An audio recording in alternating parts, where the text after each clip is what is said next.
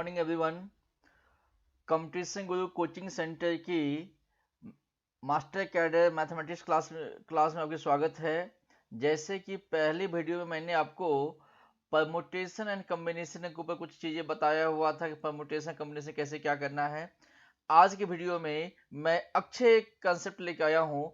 आज की जो हमारा कंसेप्ट रहेगा, आज की हमारा कंसेप्ट है कि हम डाइस के ऊपर बात करेंगे। प्रोबेबिलिटी में एक ऐसे सवाल है जो हमेशा बच्चों को परेशान करते हैं प्रोबेबिलिटी में, वो है डाइस के ऊपर। यदि दो डाइस वाले सवाल होते फिर भी बच्चे संभाल लेते, फिर बच्चे उनको आंसर निकाल लेते हैं, बट तीन डाइस वाले सवाल होते तो हमेशा मुश्किल होता है। For example, if three dice are thrown together then find the probability of getting sum more than 11। ठीक है, तो तीन डाइस वाला भी सवाल मैं आपको सिखाऊंगा, साथ में आपको दो डाइस वाला भी सवाल सिखाऊंगा। हम स्टार्ट करेंगे दो डाइस से। तो देखिए, दो डाइस वाला सवाल क्या आपको दिया गया है, if two dice are thrown together then find the probability of getting sum more than 8।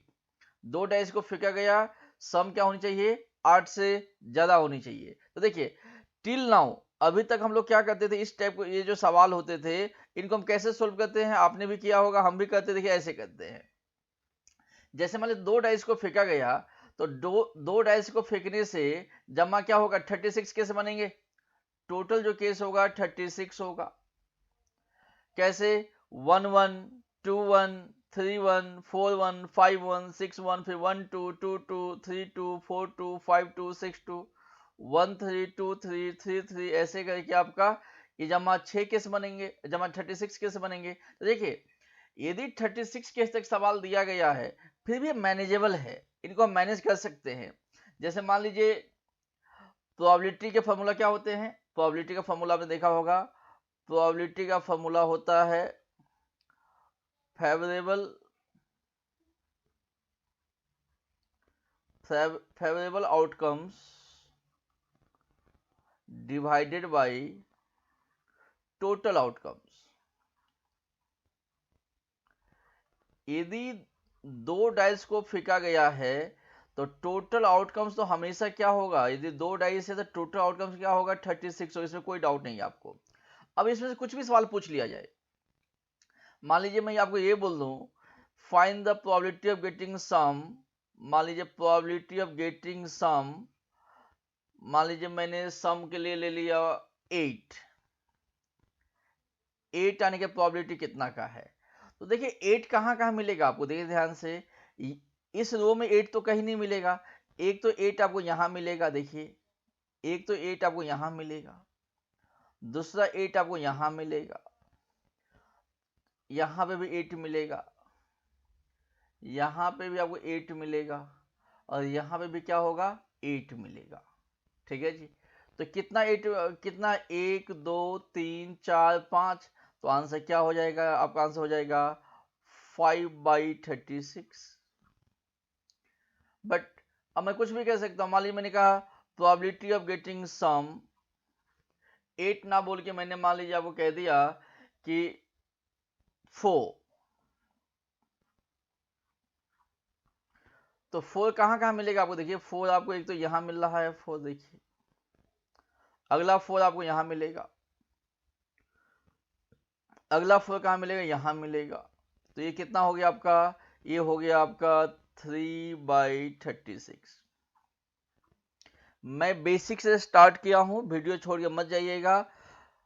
ये आधा घंटा का वीडियो होगा। यदि ये सवाल पढ़ लेते हैं तो आज के बाद दो डाइस या तीन डाइस का कोई भी सवाल मास्टर कैडर किसी पे में पूछा गया हो, आप देखते ही आंसर बता सकते हैं। मैक्सिमम जो समय जो लगेगा आपको 2 से 3 सेकंड लगेगा इस सवाल को सोल्व करने के लिए, वादा है आपसे। ठीक है, यदि चैनल आपको अच्छा लग रहा हो देखने में तो इसे सब्सक्राइब कर सकते हैं। इससे क्या होगा कि जो भी नई वीडियो हम डालेंगे आपको नोटिफिकेशन मिल जाएगा। अब देखिए, मैं ये कह दूं कि सम तो निकालनी है, बट सम होनी चाहिए मोर देन 8, 8 से बड़ा होनी चाहिए। तो 8 से बड़ा होनी चाहिए तो फिर क्या क्या होगा, 9 होगा, 10 होगा, 11 होगा, 12 होगा। अब इसमें देखना तो टाइम वेस्ट होगा ना, निकाल, देखिए पेपर में इसको आप, ये जो सवाल दिया गया है इनको आप तो सोल्व तो कर सकते हैं, बट पहले तो ये चार्ट बनाना पड़ेगा, फिर इसके साथ से देखना पड़ेगा, तो टाइम लगेगा। देखिए जैसे हम निकाल के देखते हैं 9 10 मतलब 8 से बड़ा होनी चाहिए, तो देखिए 8 से बड़ा कहाँ से होगा, यहां तक तो 8 आ रहा है, तो 8 से बड़ा मतलब यहां से कितना केस होगा, यहां से आप एक केस लेंगे, यहां से कितना केस होगा, 2 केस होगा, यहां से कितना केस होगा, 3 केस होगा, यहां से कितना केस होगा, 4 केस होंगे। तो जमा कितना हो गया, 4 तो यहां पे हो गया, 3 यहां पे हो गया, 2 यहां पे हो गया, 1 यहां पे हो गया, तो 4 आपका हो गया। देखिए यहाँ पे ये आपका एक नहीं, हाँ जी ठीक है, मोर देन, तो जमा कितना होगा, 4 3 7 9 1 10, तो कितना हो गया 10/36। ये तो आपको भी आता है, जो मैं सिखा ये अभी बता रहा हूं, ये चीज आपको भी आते हैं। अब मैं आपको ये सिखाने जा रहा हूं कि इस टाइप के 2 डैश का कोई भी सवाल हो, 2 डैश का कोई भी सवाल हो, तो इसको 2 सेकेंड में कैसे करना, मैं वो बात सिखाने जा रहा हूं आपको। देखिए ध्यान से, अब मैं जो नई चीजें सिखा रहा हूं थोड़ा धैर्यता से देखिए, आपको समझ में आ जाएगा। देखिए आपको ये चार्ट दिख रहा होगा, सबसे पहली बार समझने की ट्राई कीजिए, कभी भी सम का सवाल आएगा तो देखिए मिनिमम जो सम होगा, जो मिनिमम जो सम होगा वो होगा 2, जो मैक्सिमम सम होगा वो होगा 12। जब 2 डाइस को फेंकेंगे तो मिनिमम सम कितना होगा, 2 होगा, मैक्सिमम सम कितना होगा, 12 होगा। तो कभी भी सवाल पूछेगा तो क्या पूछेगा, 2 से 12 के बीच में पूछेगा, 3 4 5 6 7 8 9 10 11 12। अब देखिए यदि ये ट्राइंगल आप समझ लेते हैं तो आप किसी भी सवाल को 2 सेकंड आंसर बता सकते हैं। देखिए मैंने क्या किया हूं, तो सम 2 से लेके 12 के बीच में होगा, तो मैंने क्या किया हूं, यहां सम लिखा हो, देखिए ध्यान से, 2 3 4 5 6 7 8 9 10 11 12। तो अंदर वाले क्या है, सम है, यहां पे देखिए, यहां पे अंदर वाले क्या लिखा मैंने, सम। जो रेड कलर से लिखा हुआ है ये है प्रोबेबिलिटी। अब देखिए ये क्या है, 1 2, देखिए प्रोबेबिलिटी कैसे लिखेंगे, 1 2 3 4 5 6, इधर से भी लिखिए, एक एक 2 3 4 5 6। अब इसका फायदा क्या होगा, देखिए जैसे पहले हमने आपको पहले सवाल में क्या पूछा था, find the probability of getting sum 8। अब यहां पे क्या होगा, यदि आपको कहेगा कि भाई सम 8 आनी चाहिए, तो देखिए 8 आने की प्रोबेबिलिटी कितना है, 5 है, तो आंसर क्या लिख सकते हैं, सीधा आप लिख सकते हैं 5/36। किसी ने बोला कि प्रोबेबिलिटी सम 10 होनी चाहिए, तो देखिए ये क्या है, सम है, ये क्या है, प्रोबेबिलिटी है, तो 10 आने की संभावना कितना है बच्चों, 3/36। कुछ भी पूछ ले आज के बाद, you have the answer here. जैसे मान लीजिए यहाँ पे कोई ये कह दे कि 5 आने का प्रोबेबिलिटी कितना है, तो यहाँ 4 दिया गया है, आंसर कितना होगा, 4/36। अब जैसे एक सवाल पूछा था मैंने कि जो सम होनी चाहिए वो कितना होनी चाहिए, जो सम होनी चाहिए 9 से 8 से बड़ा होनी चाहिए, एक सवाल मैंने पूछा था, तो 8 से बड़ा होनी चाहिए, 8 से बड़ा होनी चाहिए, इसके मतलब इसकी बात की जा रही है सवाल में। तो मीन्स 8 से बड़ा होने का मतलब क्या होना चाहिए, या 9 होनी चाहिए, या 10 होनी चाहिए, 11 होनी चाहिए, या 12 होनी चाहिए। तो इनको ऐड कर लीजिए, 4 3 7 2 9 1 10, तो आंसर कितना हो जाएगा, 10/36। ये आपका आंसर है। ये समझने के बाद आपके पास कोई भी सवाल हो, किसी पेपर का सवाल हो, आप सोल्व करके देखिएगा, ठीक है। इससे बाहर यदि सम का सवाल है तो इससे बाहर नहीं हो सकता, ठीक है जी। मैं फिर से आपको थोड़ा प्रैक्टिस करने के लिए फिर से मैं आपको लिखना भी सिखा देता हूँ, कैसे देखो जल्दी जल्दी कैसे लिखेंगे, मैं लिखना सिखा देता हूँ। सम सम 2 से स्टार्ट होगा, तो देखिए ऐसे लिखिए, 2 3 4 5 6 7 8 9 10 11 12। ये मैंने क्या लिख दिया, अंदर में सम लिख दिया। प्रोबेबिलिटी कैसे लिखेंगे, मैंने अभी बताया था प्रोबेबिलिटी कैसे लिखा जाएगा, देखिए ध्यान से। 1 2 3 4 5 6। सेम चीज यहां से रिपीट कीजिए। 1 2 3 4 5 6। ये क्या है? प्रोबेबिलिटी है।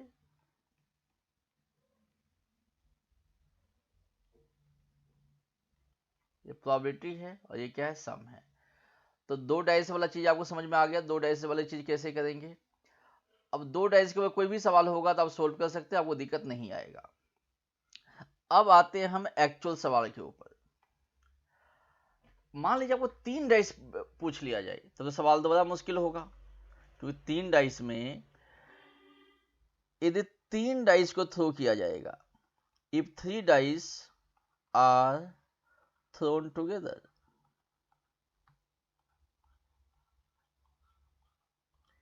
यदि 3 डाइस को फेंका जाए तो मामला बहुत गंभीर है। अब सोच के देखिए, यदि 3 डाइस को फेंकेंगे तो टोटल 216 केस बनेंगे, और पेपर में हमारे पास 216 केस लिखने के समय नहीं है। यदि मैं 216 केस लिखूंगा तो मेरा तो आधा से लेकर 45 मिनट इसी सवाल में चला जाएगा। बट जब एग्जामिनर कहते हैं कि हमें 1 मिनट में आंसर देना है, मीन्स कोई ना कोई रास्ता तो होगा जिसको 1 मिनट में आंसर दिए जा सकते हैं। अब 216 केस कैसे होंगे? जैसे मान लीजिए मैं कहता हूं 1 1 1 1 1 2 1 1 3 1 1 4 1 1 5 1 1 6। अब ऐसे करते करते जो लास्ट में जो होगा, जो 216 जो लास्ट केस होगा वो होगा 666। इसके मतलब है जब भी सम का सवाल आएगा इसमें 3 डाइस में, तो मिनिमम सम कितना होगा? 3। और मैक्सिमम सम कितना होगा? 80।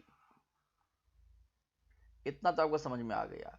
और कभी भी सवाल बनेगा तो 3 से लेके 18 के बीच में बनेगा। पहले सवाल मैंने आपको क्या पूछा हूं? अब स्लाइड के स्टार्टिंग में हमने एक सवाल पूछा था कि 3 डैश को फेंका गया और प्रोबेबिलिटी सम क्या होनी चाहिए?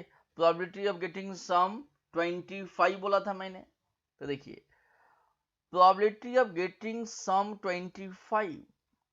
फिर से आप वीडियो को पॉज करके और आंसर लिखने का ट्राई कीजिए। 98% बच्चे नहीं लिख पाते हैं, कहीं ना कहीं उसको टाइम लग जाते हैं। अब यही चीज सीखने के लिए वीडियो लेके मैं आया हूं। देखिए ध्यान से। अब इस चीज को करने के लिए हमारे पास क्या ट्रिक्स है? इतना आसान ट्रिक से कोई भी सीख सकता है। एक बार ये ट्रिक सीख जाएंगे तो सवाल कभी भी हो चुटकियों में आप सोल्व कर सकते हैं। अब हम आते हैं मेन मुद्दा पे, मेन ट्रिक्स पे। देखिए ध्यान से। उससे पहले तो एक बात समझ जाइए आप। देखिए, उससे पहले एक बात समझिए।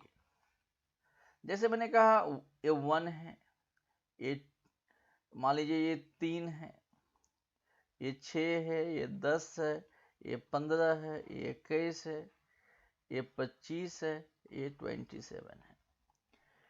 अब देखो क्या कैसे होगा। एक कैसे बनता है? एक से एक बन गया। 3 कैसे बना होगा? 1 प्लस 2, सम ऑफ n दो टू नेचुरल नंबर। 6 कैसे बना होगा? 1 प्लस 2 प्लस 3। 10 कैसे बना होगा? 1 2 3 4। 15 कैसे बना होगा? 1 2 3 4 5। 21 कैसे बना होगा? 1 2 3 4 5 6। देखिए, यहां तक तो यही रूल्स आप फॉलो होगा। बाकी दो स्पेशल केस है, ये आप मगब रखेंगे, 25 एंड 27। अब आते हैं हमारे आज की मेन ट्रिक्स के ऊपर कि मैं क्या क्यों ये सब सिखा रहा था। देखिए अब ट्रिक्स क्या है हमारे पास। देखिए, यदि आपको ये चार्ट जो मैं दिख रहा है आपको यहाँ पे, इस चार्ट को आप समझ जाते हैं तो आपके हमेशा के लिए, जिंदगी भर के लिए डाइस के 3 डाइस से आपको मुक्ति मिल जाएंगे। देखिए ध्यान से। अब यहाँ पे टोटल जो केस बनेगा, टोटल केस बनेगा 216। जब 3 डैश को मैं फेंकूंगा तो टोटल केस कितना बनेगा 216। और 216 केस को लिखने का ये जनून टेक्निक है जो यहां मैं लिख रहा हूं। देखिए अब मिनिमम मैंने क्या बोला था, मिनिमम 3 सम होगा और मैक्सिमम सम क्या होगा 18 होगा। ठीक है जी, तो सवाल 3 से लेकर 18 के बीच में होगा। जो अंदर लिखा गया ये क्या है, सम है। 3 4 5 6 7 8 9 10 11 12 13 14 15 16 17 18। जो बाहर से मैं लिखा हूं ये क्या है, प्रोबेबिलिटी। और ये बड़ा सिंपल है, अभी मैंने आपको लिखना सिखाया था ना। देखिए ये क्या है, पहला natural number, 2 natural number, 3 natural number, 4 natural number. पहला नेचुरल नंबर क्या हो गया 1, ध्यान से समझिए मेरी बात को। पहला नेचुरल नंबर 1 हो गया, पहला 2 कितना हो जाएगा, ये 1 + 2 है, ये जो है 1 + 2 है। इसी हिसाब से 6 कैसे बना हुआ है, 6 बना हुआ है 1 + 2 + 3। मीन्स यहां से लेके यहां तक जो मैं लिखा हूं ये क्या है, नेचुरल नंबर का सम है। 1 3 6 10 15 21 यहां तक। अब ये याद कर लीजिए। देखिए आगे एक 21 के बाद क्या है, 25 है, 27 है। जो जो चीजें, जो रूल्स यहां फॉलो हो रही है सेम रूल्स यहां पे फॉलो होगा। 1 3 6 10 15 20, फिर 25 एंड 27। अब सेम टेक्निक फिर से सेम है। टेक्निक क्या है, यदि कोई आपसे ये पूछ ले, जैसे आपको ये पूछा गया था कि देखिए, जैसे आपको ये पूछ ला कि सम 7 आने की प्रोबेबिलिटी कितना का है, तो सम 7 होनी चाहिए। तो आंसर क्या होगा, सम 7 आने की अगर प्रोबेबिलिटी कोई आपसे पूछ ले आज के बाद, प्रोबेबिलिटी ऑफ गेटिंग सम 7। यदि 7 आने की प्रोबेबिलिटी पूछ ले तो देखिए 7 आने की प्रोबेबिलिटी कितना है, 15 है। तो आंसर क्या होगा, 15 डिवाइडेड बाई 216। जैसे स्टार्टिंग में क्या सवाल पूछा था आपसे पहली स्लाइड में कि सम क्या होनी चाहिए, 9 होने, सॉरी, सम क्या होनी चाहिए, 9 होनी चाहिए। सम 9 होनी चाहिए पूछा था, सम 9 होनी चाहिए। सम क्या होनी चाहिए, 9 होनी चाहिए। सम 9 होने की प्रोबेबिलिटी कितना है, सम 9 होने की प्रोबेबिलिटी जो है आपका हो जाएगा 25 डिवाइडेड बाई 216। पहली स्लाइड में उल्टा मैंने लिख दिया था उसको, क्योंकि हो सकता है पहली स्लाइड में ये उल्टा लिख गया था, तो इसको आप समझ लीजिएगा, वैसे कि कोई बड़ी बात नहीं है। मेन बात है कंसेप्ट समझना, कंसेप्ट आपको समझ में आ गया। ठीक है जी, जो पहली स्लाइड है वहां पे थोड़ा सा टाइपिंग इधर है, उसको चेक कर लीजिएगा आप लोग। ये जो है ना ये उल्टा है, ये है जो आपका, ये कितना है, सम शुड बी, ये है आपका 9 है ना, गेटिंग सम 9, ये है आपका सवाल। ठीक है जी, पहले स्लाइड में, बाकी तो सब ठीक ही था। ये समझ में आपको आ गया। अब कोई भी सवाल हो यहां से हम आंसर निकाल सकते हैं। देखिए अब कोई पूछ ले अपने को कि भाई सम 13 आना चाहिए, तो आंसर क्या होगा 21/216। जैसे मैंने एक सवाल पूछा था आपको पहली स्लाइड में, याद कीजिए, पहली स्लाइड में जाकर मैं एक सवाल पूछा था आपसे। क्या सवाल पूछा देखिए ध्यान से। अब सवाल 9 की बात किया गया है, तो मैं अब आंसर निकाल सकता हूं, सम शुड बी 9। तो 9 के इसका आंसर क्या हो जाएगा 25 डिवाइडेड बाई 216, ये मेरा आंसर था।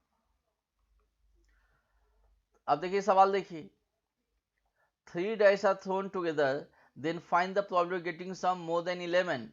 11 से बड़ा होनी चाहिए, तो 11 से बड़ा होनी चाहिए तो क्या क्या होने होगा, 12 होगा, 13 14 15 16 17 एंड 18। और हमें चार्ट में से देखना पड़ेगा इनकी वैल्यू कितना कितना है। देखिए मीन्स सम शुड बी कितना है, देखिए यहाँ पे sum should be greater than 11, तो 12 से स्टार्ट है, तो देखिए 12 पे जाके देखते हैं। अब 12 से आगे देखिए, ये 12 से लेके यहां तक 18 तक होना चाहिए, तो इन सबको ऐड कर लीजिए। देखिए 1 + 3 4, 6 4 10, 10 20 15 35 35 35, उसके बाद कितना हो गया 35 + 25 35 5 40 40 और 40 और 20 60 60 20 80 और ये क्या हो जाएगा 81 हो जाएगा। फिर से अगर डाउट है तो एक बार चेक कर लीजिए इसको। 6 3 9 6 3 1 4 6 4 10 10 20 20 15 20 15 आपका हो गया 35 40 60 81 सही है। तो जो सवाल जो आपको दिया गया है तो उसका आंसर क्या हो जाएगा अब 81। इसका आंसर हो जाएगा 81 डिवाइडेड बाई 216।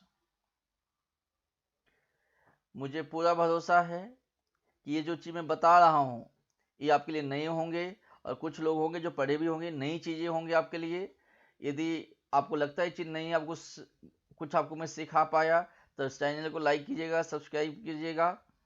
और देखिए ध्यान से, कोई भी सवाल हो आप कर सकते हैं। अब तो कुछ भी आप कर सकते हैं। जैसे मान लीजिए किसी ने पूछा आपसे कि जो सम होनी चाहिए अब लेस देन 6 होनी चाहिए, जो सम होनी चाहिए 6 से छोटा होनी चाहिए, तो 6 से छोटा क्या क्या होगा, ये होगा 5 4 3 होगा, तो 6 3 9 1 10, तो आंसर क्या हो जाएगा 10/36।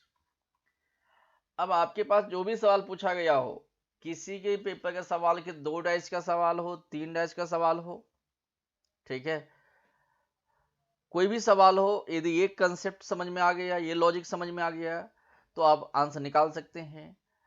1% भी आपको डाउट है तो फिर से इसको रिप्ले करके फिर से देख लीजिए। ठीक है जी। मेरा पढ़ाने का तरीका क्या है, मैं आपको मैं किसी भी टॉपिक में 500 सवाल नहीं करवाऊंगा आपको। मेरा ये मानना है कि यदि मैं आपको कंसेप्ट क्लियर कर दूं, कंसेप्ट क्लियर करके मतलब मैं आपको हर एक टॉपिक का 50 सवाल भी करवा दूं, तो मास्टर कैडर जैसे पेपर पास करने के लिए पर्याप्त है। अब पुराना पेपर मास्टर कैडर उठा के देखिए, पेपर मुश्किल नहीं था। जितना ये पेपर था मैक्सिमम सवाल एनसीईआरटी लेवल का था। जो मास्टर कैडर के जो पेपर है कोई आईआईटी का पेपर नहीं है, बेसिक एनसीईआरटी लेवल का पेपर है। यदि सही से 2 से 2.5 महीने आप तैयारी कर लेते हैं, पढ़ लेते हैं, ठीक है, तो मेरा आशा है कि आप मास्टर कैडर पास कर सकते हैं। यदि किसी बच्चों, हमारे ऑनलाइन बैच स्टार्ट हो रही है, ट्यूसडे से हमारे ऑनलाइन बैच स्टार्ट हो रही है। यदि किसी बच्चों को आप ऑनलाइन बैच में इनरोल करना चाहते हैं तो हमारा हेल्पलाइन नंबर है 8283867867। इस पे आप फोन करके बात करके हम इनरोल कर सकते हैं। ठीक है, नई बैच जो हमारा होगा मास्टर कैडर का, पंजाब मास्टर कैडर का, मैथ की भी स्टार्ट हो रही है, साइंस का भी हो रही है, बाकी भी बैचेस स्टार्ट हो रही है। यदि किसी बच्चे को इसकी रिक्वायरमेंट है, आपको लगता है कि आपकी कोचिंग रिक्वायरमेंट है, तो इस नंबर पे आप फोन करके आप एडमिशन ले सकते हैं। धन्यवाद। Thanks for watching the video.